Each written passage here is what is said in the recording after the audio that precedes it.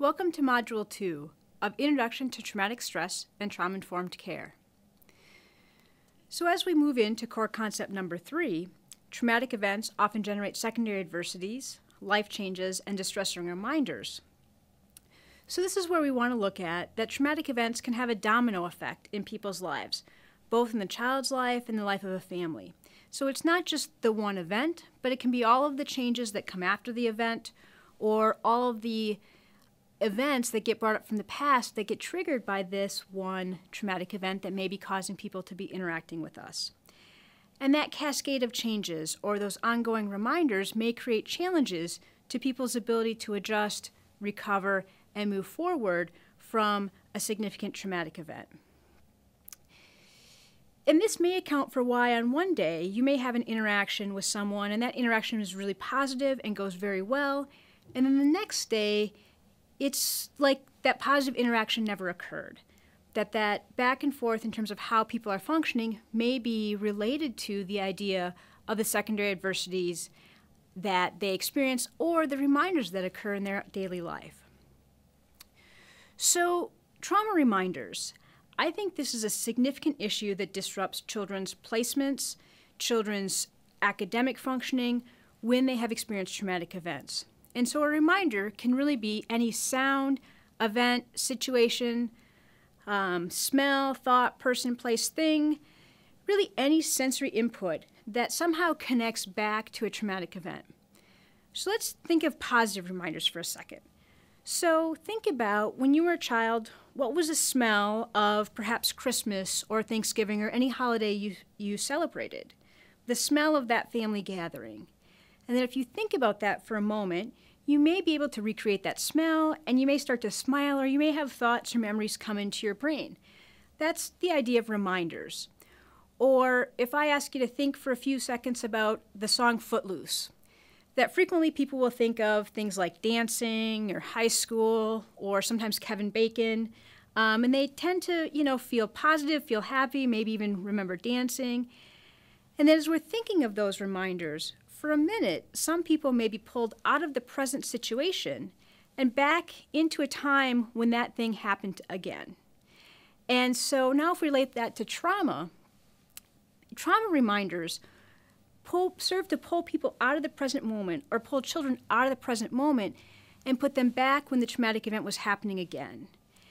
And the challenge of this is then they have that fight, flight, and freeze response or reactions that may not make sense to the current situation, but make a lot of sense if they're reliving or being reminded of a traumatic event. So whenever we see dysregulation that starts to occur in children, both in placements or in schools or in their daily interactions, I think we should ask ourselves, is there a trauma reminder that may be occurring for them? So, and one way to kind of bring this home is if you think about, for example, if you're in middle school and you've been sexually abused by someone who wears Axe body spray, presently, Axe body spray is all around you in middle school.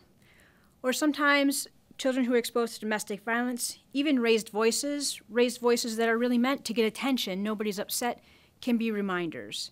And again, it causes a physiological reaction that's really not about what's happening in the present. And in some ways, it may not make a lot of sense, but if we start to look at how are they responding as they may have during the traumatic event, maybe it makes a little bit more sense, and then we can start to develop interventions or plans to help them cope with such events. So, core concept number 4 is that children can exhibit a wide range of reactions to trauma and loss. And I think this is another perplexing dynamic of childhood traumatic stress, that the various reactions vary dramatically from one child to another, and that we may be able to say that these things are connected to traumatic stress in certain situations, but you may have another child who exhibits almost the opposite symptomology, and that too may be connected to traumatic stress. So really trying to get a really good handle on what some of those major symptom categories are, while understanding that they may vary dramatically over time.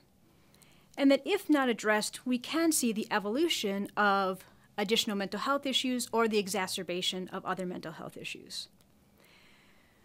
So in the DSM-5, there are these categories of traumatic stress symptoms. So to pause for a second on each one. So intrusion, re-experiencing, reenactment. So this is where someone is going about their life and a thought of a traumatic event comes into their brain when they don't expect them to. Or it's more closely associated with what we think about as flashbacks. So in young children, we can see play that represents a traumatic event. So they're playing house and then there's a domestic violence scene.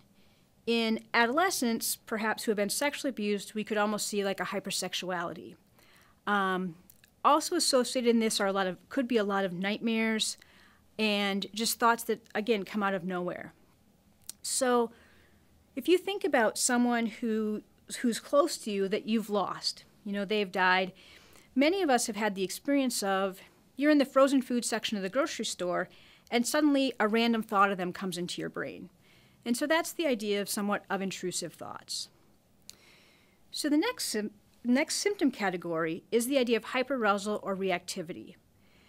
So this is summarized in some ways as being constantly on guard for what may happen next. Very irritable or very kind of angry, very jumpy, perhaps some difficulty sleeping. In very, very young children, under 4, it could be prolonged temper tantrums that go on. And in little kids, frequently they may tantrum, but they'll kind of wear themselves out. And these may be kids who those tantrums last a long time. As we move into school-age kids, some of that hyperarousal may look like attention problems. They have a hard time tuning out stimuli that's going on around them and paying attention to what's right in front of them. So the third category may be negative mood or thoughts.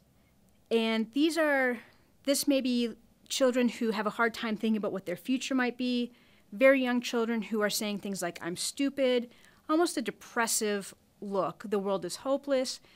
All of those symptoms, or all of those dynamics would be related to this symptom cluster. Fourthly, we'd have avoidance. And so these are really those efforts to try to not think about something, kind of emotional numbing, where kids have a hard time experiencing a wide range of emotions. And when we think about avoidance is the least effective coping strategy. Because if I ask you not to think about a pink elephant, really make sure you're not thinking about a pink elephant. It'll be really hard for if you don't think about a pink elephant. At this point, most of you are thinking about a pink elephant. So efforts to avoid frequently require more and more efforts to that end over time. And we can think of this with substance use. If people are using substances to avoid a painful emotion or a painful memory, that eventually their need for that substance may grow and grow. And lastly, that a dynamic that some people experience is dissociation. And so this is not all incredibly common when we look at the symptom clusters, but this is that sense of kind of being estranged from your body, maybe some fantasy, you're not really being present in the moment. And it can look different at different ages.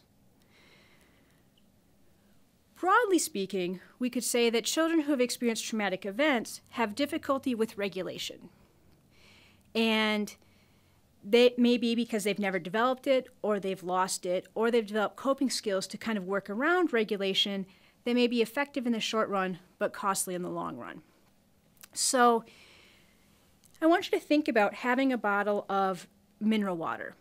And if we shake up our water, and we're going to spend some time shaking it, and so the shaking represents perhaps the traumatic event that happened, and then the child was late for school, and then their friend isn't at school, and then a few bad things happened, and they forgot their homework. And so all of those kind of go into shaking up this water, or this bottle of carbonated water. So we may have externalizing kids.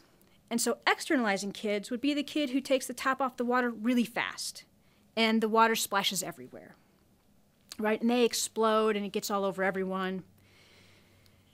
A second child may be the internalizing kid. And so the bottle got shaken up just as much, but they never take the top off. And the pressure just builds and builds, and maybe eventually it explodes in a way that's unpredictable and doesn't make sense. And what we want in terms of healthy regulation is someone who can twist the top off the bottle slowly, twist it back on, let some of the pressure out over time.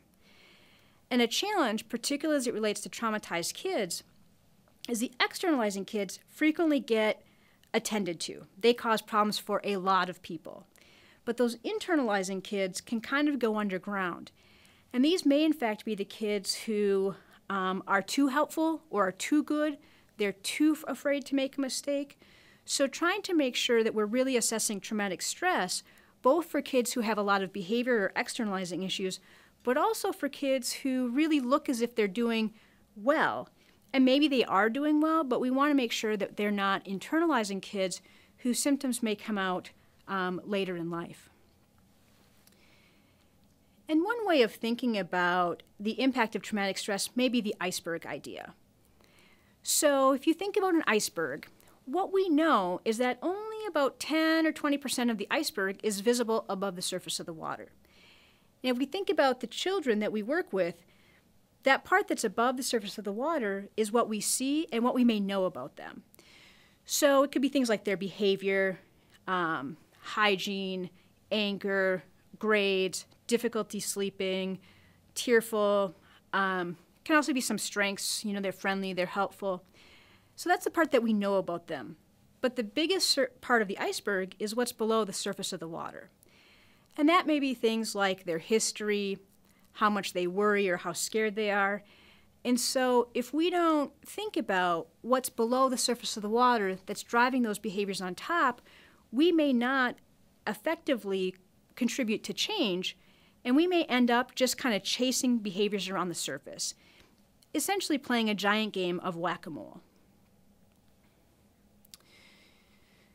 So core concept number 5 really emphasizes the role that danger and safety play and the concern about danger and safety that children who have experienced traumatic stress may have. And so when your basic sense of safety has been undermined, that can really escalate your concerns or thoughts about what dangers may be around you. Conversely, it could also cause you to minimize those same aspects of danger. And so if we think about your brain's fire alarm related to danger and safety, that for some kids who experience traumatic stress, their fire alarm goes off way too often. If we were to think about the fire alarm in your house, it's the fire alarm that goes off every time you burn toast. For other children, the battery is dead in their fire alarm. So that concepts of danger and safety, they don't cause a fire alarm to go off. They really overestimate their ability to keep themselves safe in what could be potentially dangerous situations. So recognizing how those ideas of danger and safety maybe contribute to current functioning. This is also true of parents who have histories of traumatic stress. And so their own personal history may greatly affect how they view danger and safety, both for themselves as well as for their children. The other thing that's very important is to look at the difference between physical safety and psychological safety. So when we're working with children who may have experienced traumatic events, at this point we could say that they are physically safe. They're in a physically safe environment. Maybe the person who hurt them is incarcerated or not interacting with them. But that doesn't necessarily mean that they feel psychologically safe. And I think that it helps us to ask the question about, are there things that could help children feel psychologically safe? Because when we ask those questions, sometimes the responses are pretty basic. So they may be things like, I don't want to be the last person in line at school. I don't want to sit in the front of the classroom. I want to have a note in my pocket that reminds me of my parent that I'm not currently living with.